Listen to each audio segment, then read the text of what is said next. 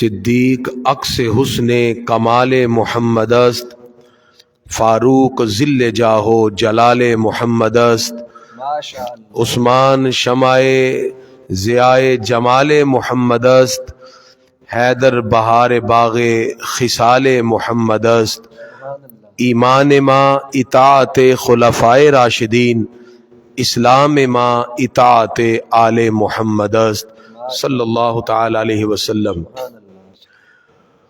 हम्दो सलात के बाद ज़ेब मसनद सदारत हज़रतुल अल्लाम नाज़िश अहले सुन्नत सरमाया अहले सुन्नत हज़रत अल्लामा मौलाना मुफ्ती मोहम्मद वसीम हैदर कादरी रज़वी साहिब ज़ीदा मजदहू बानी महफ़िल और आज की इस महफ़िल की सरपरस्ती करने वाले यादगार इस्लाफ़ बक़ियतुस सलफ़ हज़रत मौलाना कारी मोहम्मद एजाज़ हुसैन महरवी गोलड़वी ज़ीदा मजदहू इंतहाई अक़ीदत व मोहब्बत से आज इस अज़ीम शान शान सिद्दीक़ अकबर रज़ी अल्लाह ताला अन्हु कॉन्फ्रेंस में उस अज़ीम हस्ती की शान सुनने के लिए आने वाले सामीईन कि जिनके इतने एहसान है कि हर उम्मती का हर बाल उनके एहसान तले दबा हुआ है।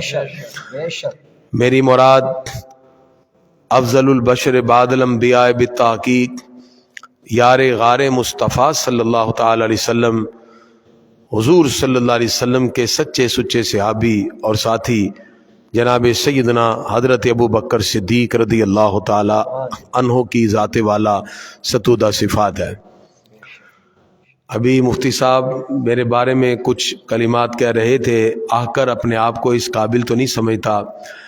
मैं समझता हूँ ये हमारे बुज़ुर्गों और बिलखसूस मेरे वालिद गिरामी अल्लामा कारी करीमुद्दीन सियालवी रहमतुल्लाह अलैह उनकी दुआ और उनकी नज़र का सदका है कि अल्लाह ताला ने जनाब सिद्दीक़ अकबर रज़ी अल्लाह अन्हु की नौकरी कबूल करते हुए हमें ये दिल में डाला और ये हमें तुर्रा इम्तियाज़ दिया कि हम गली गली नगर नगर अबू बकर सिद्दीक़ रज़ी अल्लाह ताला अन्हु के फ़ज़ाइल और मनाकिब के प्रोग्राम सजाकर सरकार के इस प्यारे सहाबी का जिक्र खैर कर रहे हैं। सुभान अल्लाह, सुभान अल्लाह। गिरामी कदर हज़रात,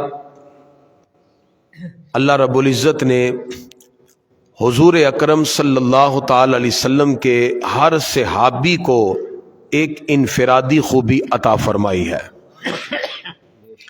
चूँकि आज का हमारा टॉपिक है सिद्दीक़ अकबर रज़ी अल्लाह ताला अन्हो के तफर्रुदात। सुभान अल्लाह, सुभान अल्लाह। तफर्रुदात का मतलब होता है आपकी यूनिक और इनफरादी खूबी जो आपकी ज़ात में पाई जाती है, किसी और में नहीं। सुभान अल्लाह, माशाअल्लाह। अगर कोई स्पेसिफिक स्पेशल क्वालिटी किसी में पाई जाए तो हम उसको उसकी खूबी गर्दानते हैं। हम कहते हैं ये उसका यूनिक स्टाइल है, ये उसकी यूनिक खूबी है, यानी एक जुदा गाना उसका तशख़्ख़ुस है, उसकी एक डिफरेंट आइडेंटिटी है। तो जिस तरह हम किसी की एक जुदा गाना खूबी, उसके तशख़्ख़ुस और उसकी खूबी को उसके अंदर पाए जाने वाले वसफ़ की वजह से उसकी ज़ात को बाकियों से जुदा गर्दानते हैं। हम समझते हैं कि ये जो खूबी है, ये जो वस्फ़ है, ये इसके अंदर है और वो उसका खासा बन जाता है। और खासा उसे कहते हैं मा यूजदु फीहि वला यूजदु फी गैरिही, जो किसी में पाया जाए और दूसरों में ना पाया जाए। हज़रत अबू बकर सिद्दीक़ रज़ी अल्लाह ताला अन्हु की वो जो यूनिक खूबियाँ हैं, आपकी जो करैक्टरिस्टिक्स हैं, जो आपकी मुनफरद, जो अल्लाह ताला ने आपको महासन, जो आपको फ़ज़ाइल और खसाइल अता किए, ये आज का हमारा टॉपिक है अबू बकर सिद्दीक़ रज़ी अल्लाह ताला अन्हु के तफर्रुदात। सुभान अल्लाह, माशाअल्लाह। जनाब सिद्दीक़ अकबर रज़ी अल्लाह ताला अन्हु के अगर एक एक तफर्रुद पे मैं बात करता जाऊं تو خدا کی عزت کی قسم یہ مہینہ جمادی ثانیہ کا ختم ہو جائے گا، آپ کی انفرادی خوبیاں نہیں ختم ہوں گی۔ سبحان اللہ، سبحان اللہ۔ اللہ تعالیٰ نے اتنی جمی خوبیاں آپ کی ذات میں پیدا فرما دی کہ ہم ایک محفل اور ایک مجلس میں آپ کے تفردات بھی ٹوٹل آپ کے سامنے نہیں بیان کر سکتے۔ اللہ تعالیٰ نے اتنے محاسن و محامد اور خوبیاں آپ کی ذات میں جمع فرما دی، اور یہ کوئی میں جوش میں یا واعظانہ خطاب کے جملے کا لفظ نہیں کہہ رہا، یہ حضور اکرم صلی اللہ تعالی علیہ وسلم نے جب جبریل امین علیہ السلام سے کہا میرے عمر کی فضائل بیان کرو، تو کہا کہ اگر میں جناب نوح علیہ السلام کا زمانہ بھی پاؤں تو فضائل عمر بیان نہیں ہوتے، حضرت نوح علیہ السلام کا زمانہ بھی پا لوں تو فضائل عمر ختم نہیں ہوتے، اتنے فضائل ہیں جناب فاروق اعظم رضی اللہ تعالیٰ عنہ کے۔ اور حضرت نوح علیہ السلام کا جو زمانہ ہے وہ تقریباً 750 سال بعد نے، اس سے زیادہ بھی مفسرین نے لکھا۔ تو پھر مجھے بتائیے کہ فضائل عمر اگر اتنے زیادہ ہیں کہ جبریل کی زبان جو نہ تھکے، نہ کھانے نہ پینے کی محتاجگی، اللہ اکبر، 950 سال تک بھی وہ بیان کرتے رہے، تو فاروق اعظم کے فضائل ختم نہیں ہوتے۔ اور فاروق اعظم کہتے ہیں ابو بکر میری زندگی کی ساری نیکیاں لے لے، غار والی نیکی عطا فرما دے۔ سبحان اللہ، سبحان اللہ۔ یعنی جن کی پوری زندگی کی نیکیاں ایک طرف اور ابو بکر صدیق کی غار والی نیکی ایک طرف، اس عمر کے فضائل 950 سال جبریل امین بیان کریں تو بیان نہیں ہوتے، تو ابو بکر صدیق کے فضائل کو کون بیان کر سکتا ہے؟ سبحان اللہ، سبحان اللہ۔ ان کی جو انفرادی خوبیاں ہیں، جو ان کے تفردات ہیں، وہ بے شمار ہیں۔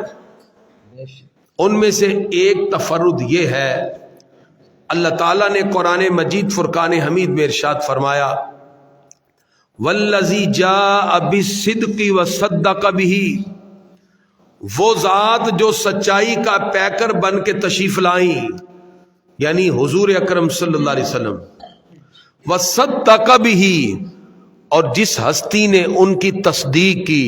مفسرین نے لکھا تصدیق تو بہت نے کی، لیکن یہاں جس تصدیق کا تذکرہ ہے وہ ابو بکر صدیق رضی اللہ تعالیٰ عنہ کا ایمان لانا ہے۔ سبحان اللہ، سبحان اللہ۔ ان کا ایمان اللہ کی بارگاہ سے تصدیق شدہ ہے، اور ایسا تصدیق شدہ ہے کہ پروردگار نے قرآن کی آیت اتار کے فرمایا وصدق بہ، اور جس نے اس محبوب کی تصدیق کی، ایمان لائے، دل سے تسلیم کیا، تو پتہ یہ چلا کہ خالق کائنات نے جناب ابو بکر صدیق رضی اللہ تعالیٰ عنہ کو ایمان کی کیفیت کو دل میں بسانے میں ایک جدا گانا تفرد ادا فرمایا ہے۔ سبحان اللہ، سبحان اللہ۔ ایمان والے تو بہت سے ہیں، لیکن آپ کا ایمان وہ ہے کہ جس کی تصدیق کی گواہی خود رب کا قرآن دے رہا ہے۔ سبحان اللہ۔ وصدق بہ،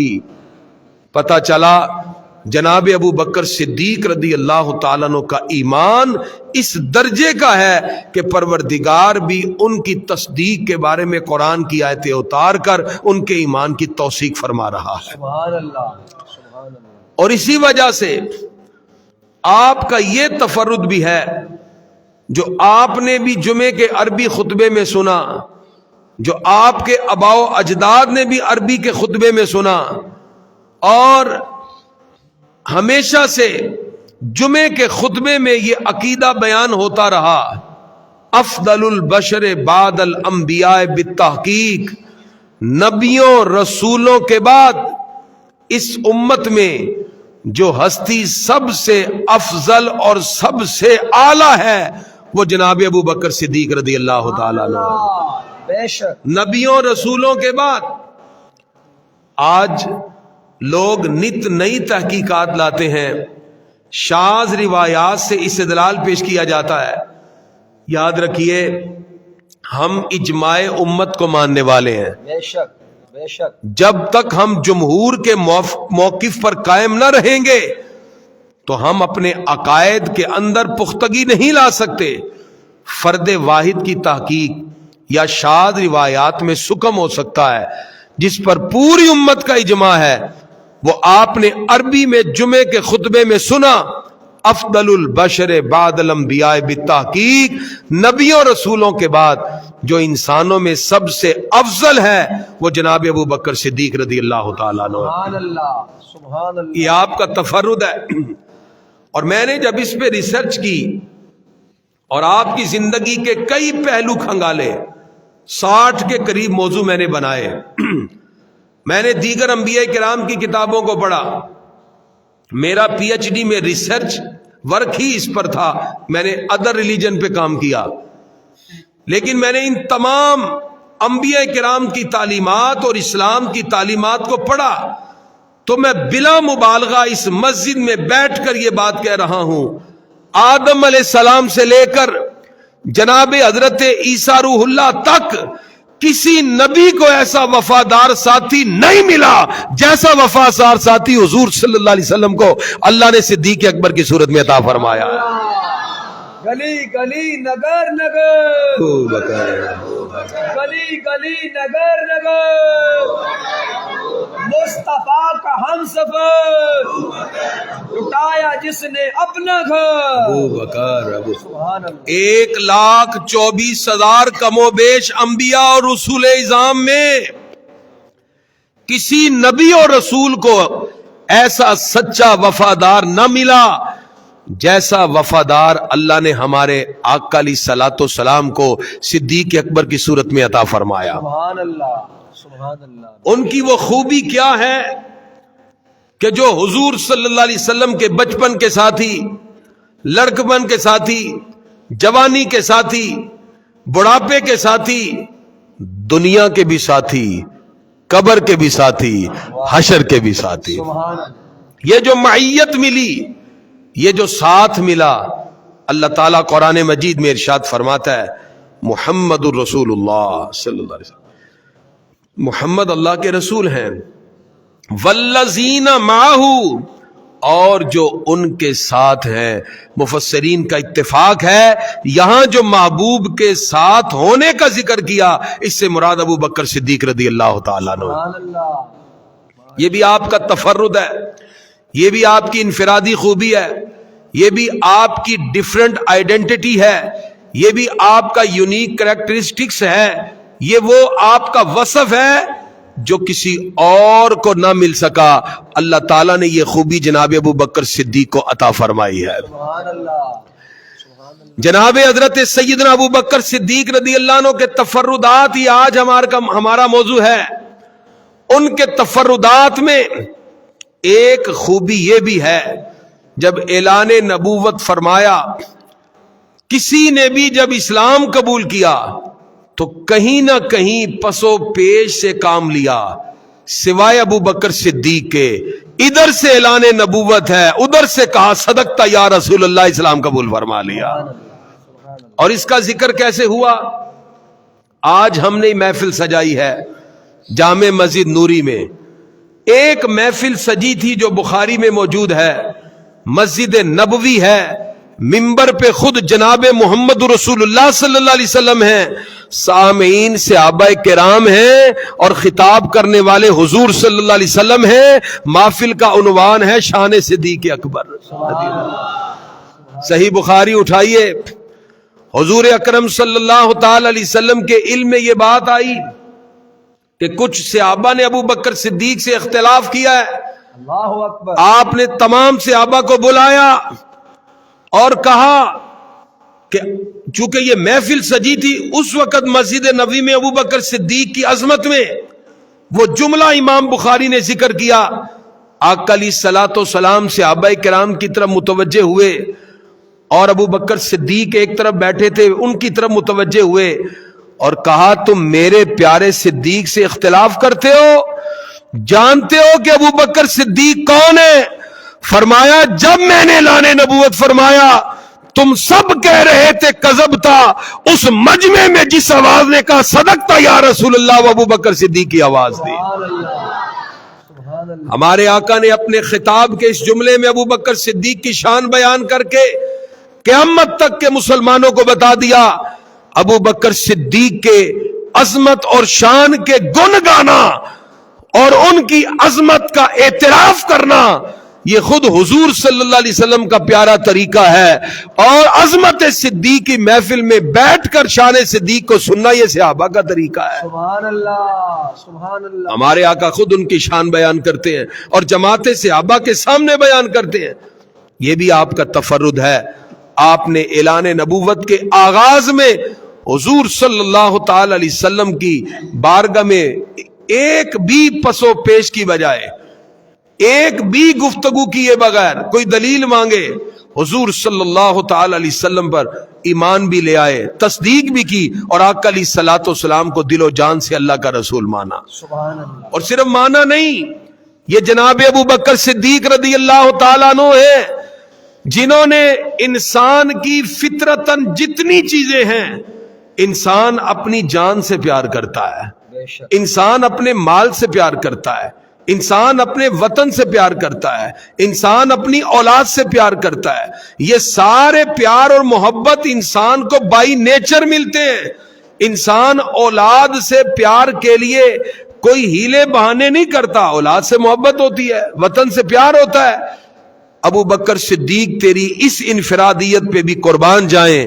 ابو بکر صدیق رضی اللہ تعالیٰ عنہ نے سرکار کی عظمت کے لیے جان بھی قربان کر دی، مال بھی قربان کر دیا، وطن بھی قربان کر دیا، اولاد بھی قربان کر دی۔ سبحان اللہ، سبحان اللہ۔ اس لیے یہ مقام اور مرتبہ جو حضرت ابو بکر صدیق رضی اللہ تعالیٰ عنہ کو ملا، میں نے بلا مبالغہ آپ کو کہا ہے، آدم صفی اللہ سے لے کے جناب حضرت عیسیٰ روح اللہ تک کسی نبی اور رسول کو ایسا سچا وفادار نہ مل سکا جیسا سچا وفادار ابو بکر صدیق کی صورت میں رب قدوس نے ہمارے آقا کو عطا فرما دیا۔ سبحان اللہ۔ اب ان کی ان قربانیوں کو دیکھیے اور ان کے تفردات کو ملاحظہ فرمائیے۔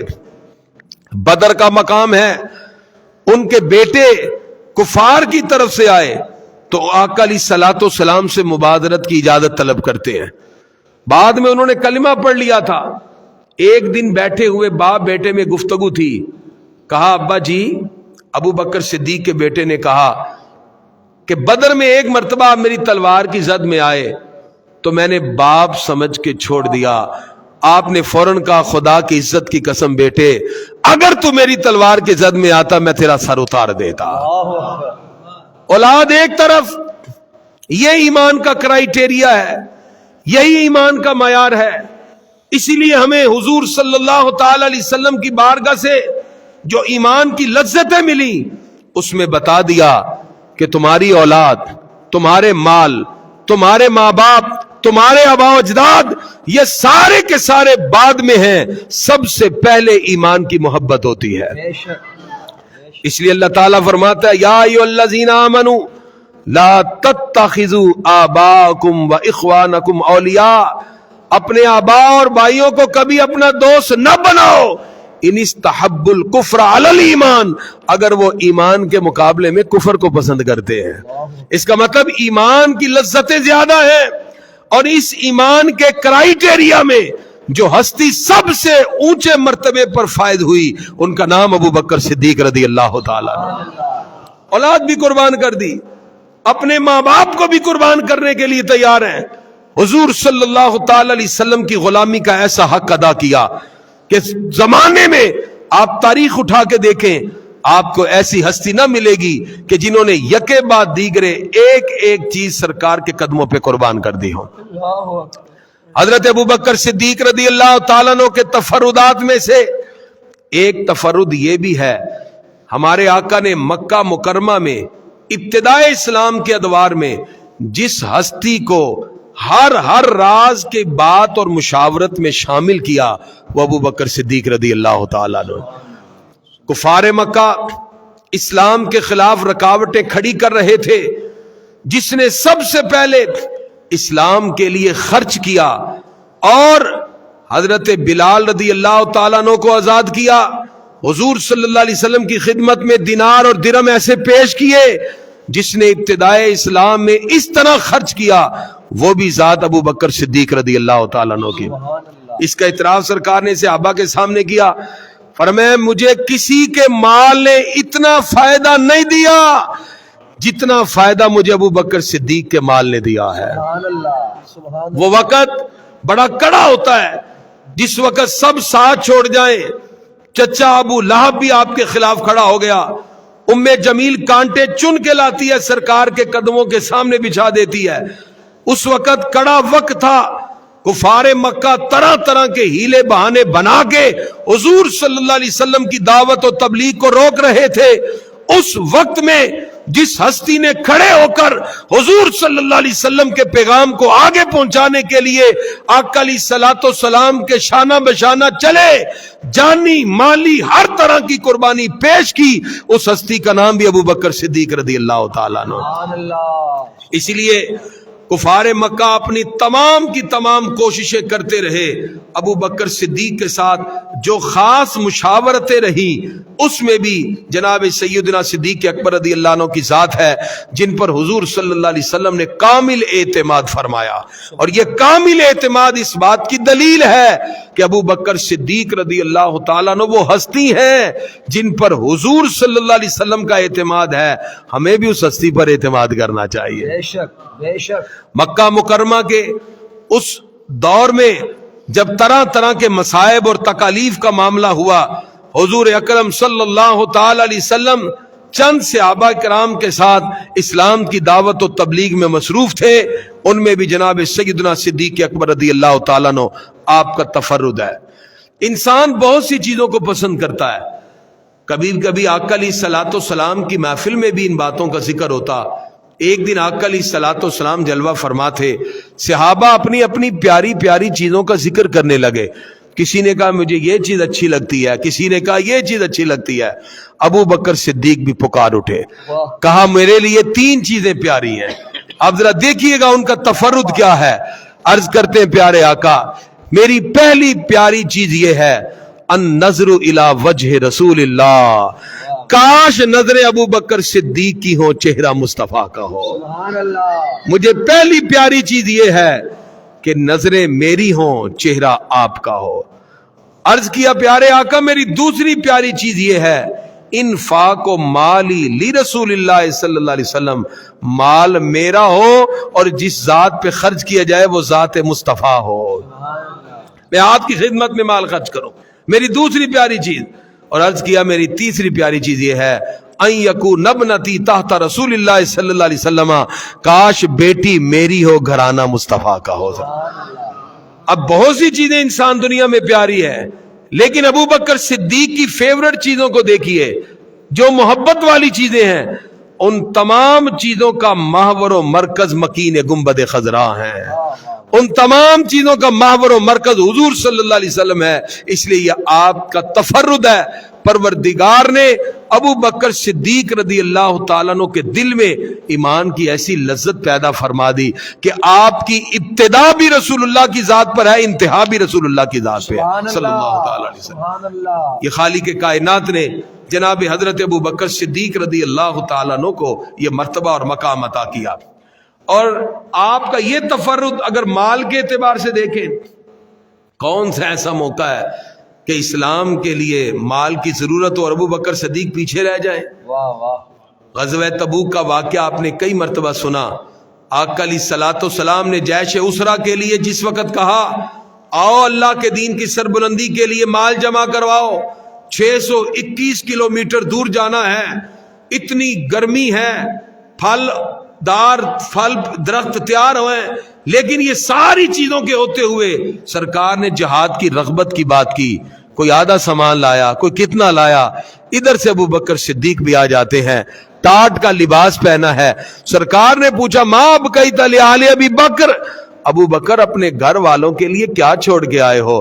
عرض کرتے ہیں اب کیت اللہ و رسولہ، پیارے آقا سارا کچھ تو لے آیا، گھر میں اللہ کو چھوڑا ہے یا اللہ کے رسول کو چھوڑا ہے؟ سبحان اللہ۔ محبت کا جو کمال ہے وہ اللہ اس کے رسول کی ذات سے محبت ہے. ابو بکر صدیق اپنے ہر جملے میں کہتے ہیں میں جو کچھ چھوڑ کے آیا ہوں یا وہ خدا ہے یا خدا کا رسول ہے, میں اللہ اس کا رسول چھوڑ کے آیا ہوں. یہ جناب ابو بکر صدیق رضی اللہ